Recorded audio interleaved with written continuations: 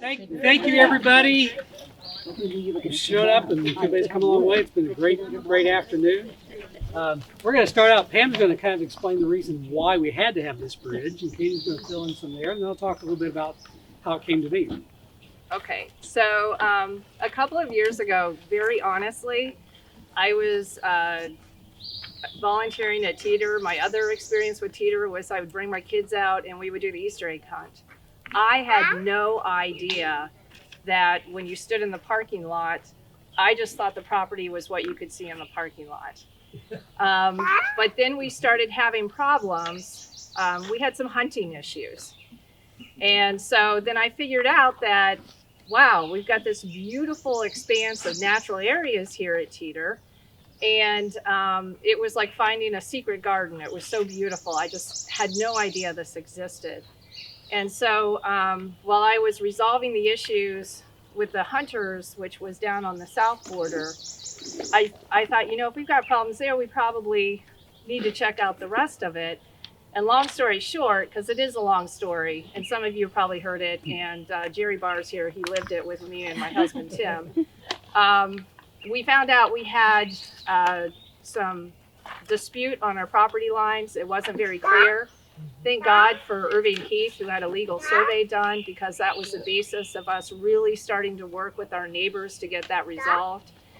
And at the time, and we called everybody, right? And everybody was so nice to me, the original leadership team, the tree crop committee. And I figured out the way that you got over to the tree crop, the beautiful 5 acres of the trees, was you climb over that log. And Dale Osler multiple times went with me and Tim, or a forester like Brad Engel or Zach Mercer, the county forester, and we would be over in the teardrop. And so I guess I would say, if you don't walk your property, you don't know your property, and you really need to be able to maintain your property and make sure people know you own it. So we actually brought in several engineering firms to see what it would take just to design a bridge or to get over here. So in the 90s, they planted 5 acres of trees. And as you go over there, you'll start to see that the beautiful lines, but you still feel, because it's so, it's so grown up, it's so mature, you're still you're immersed in a very natural area. It was very well taken care of by the original teams. They did a fabulous job. I was also crawling over the log when I got here, and it no longer connects, so my kids would use it as an excuse to just crawl through the creek. But this really is an amazing space, and we want to be able to use it. So we want to be able to add trails and take a fall hayride out here and bring equipment out to harvest the black walnuts when the time is right, which is coming. So this bridge facilitates all of this becoming part of the big plan, whereas it was very literally severed in the past. It gave us access to all that we can do here. And I'm very grateful for it. And the bridge is structurally outstanding, and we can do all of those things that we want to do. So I say thank you. Yeah, as you can see, this has already survived one flood event. I was here a week ago Tuesday, and you couldn't see the bridge anywhere. Totally covered over. Totally covered over. I just want to share a little bit of how it came together. Of course, when they came to us with this need, especially with the tree crop, and its need to be cared for, but no way to get equipment in there, that's when we decided to put the word out that we need to build a bridge. And Stan Hirschfeld called me up and said, well, I got a bridge you should look at. And he took me out to his property he owns that's west Indiana, not too far from Rockville, I guess. Brazil. Close to Brazil. And showed me his land, beautiful place, and he showed me a bridge. And we looked at it and decided that something like it would be what we need. And he shared that Thomas Docks had built that bridge. And some of you know Thomas Docks. If you're out on the reservoir, you might use them or somebody else. They do great work. Well, the interesting thing is that Thomas Docks is just right up the road. And he loves this area. And when he learned about this project, and especially because He is very fond of Stan. All I had to do, if I ever wanted to get Scott Thomas's attention, I just need to say Stan Hirschfeld said, and he'll call me back really quickly. And Thomas Docs, they wanted to be here today, but today is Scott's twin daughter's graduation celebration at 2 o'clock today, or he would be here as well, because they gave us a very nice price to do this and made it affordable, and the Hirschfeld family made it possible. And so we've decided we wanted to do something as substantial as we can, that's enduring. So we got a sign, and they provided the phrasing for this. So it says, the Hirschfeld Bridge at Teter Retreat. A bridge is a way for safe and easy passage connecting humankind. Dedicated May 23rd, 2021. So the challenge is we haven't quite figured out where to put this. Because I'm not sure if on the bridge is the smartest thing. But Dale Osler's agreed to work with me to find a substantial way to mount this so that it stays permanently, can be seen for many, many, many years. Call Scott. Scott will take care. Okay. He All knows right. everything. I knew there was a reason to have this meeting, but we'll get this done. We'll get this done. That's nice. I like that. Okay. Okay, so I get to do the testimony, and this is really hard to follow all the really great people. But I will tell you, I'm going to start out with a big thanks to the Hirschfelds, because I can tell you when we were originally going over to the teardrop, I mean, it was just magical every time. As the hay wagon was coming down here, Tim and I were talking about going over there with Brad Engel, one of the foresters, and he was so thrilled when he found a pawpaw patch.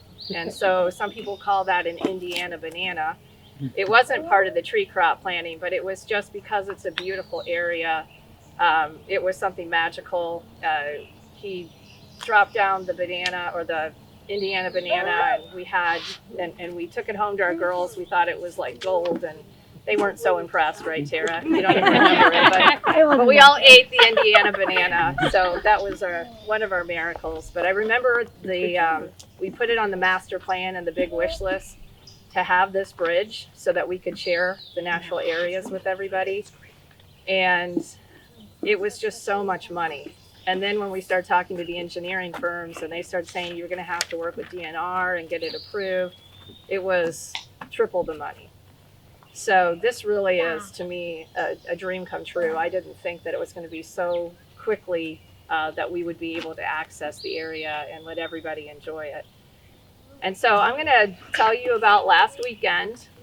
I have a daughter who's graduating, Tara. She's a wonderful kid. And when you're in the middle of tennis season and your kids are getting close to finals, and you just get to this point in your life sometimes where you've just got 5 lists in your head. You know, I need to do this for this, I need to do this for this. And I was supposed to come out here. We have a, Deborah Way and Amber Good started a spirituality and nature group.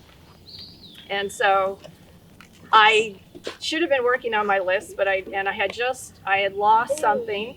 I thought I had lost Tara's senior pictures. And I had just torn up my kitchen. The drawer was everywhere looking for something. I had to go. And I came here and I was, my head was everywhere, but here. And we started out in our spirituality and nature group with yoga breathing, right? And then Deborah Way, we did what I call a silent walk, where we walked along the path that goes behind the lodge, the path really that the hay wagon just took, and we just observed nature. And at the end of it, I started to going from being this bundle of nerves to being human again is what I call it. I started being myself again. And something that Deborah said that stuck with me, we were looking at the White River, and it does move. It's very slow. But she said, sometimes I just have to remember This isn't a swim meet. Lay on your back and float. And that meant a lot to me. I know sometimes we say first world problems, but it's something that I say to myself a lot, especially while I'm out here, is be still and know that I am God. And it's to remind me to quiet my mind. And I really feel like the natural areas of Teter allow us to quiet our mind and hear the word of God. And then what I learned last week is we're a community. You can go to a park, you can go somewhere and experience nature. But at Teter, you experience a community. There's people here that will help you or lift you up or just calm you down when you need it. And I just think everybody and everyone that I've encountered here, we are kind of a family. Sometimes we don't agree on everything, but we get to discuss it. And I just think this community is really, really special, and it's just continuing to improve. And I really do think that this was Ruth's vision. Thank you, Pam. I do want to just shout out to Jerry Barr, who was very instrumental in the legal dispute that we had. It took months to get that thing, and without Jerry's help, I don't know if we would have got there. So thank you, Jerry.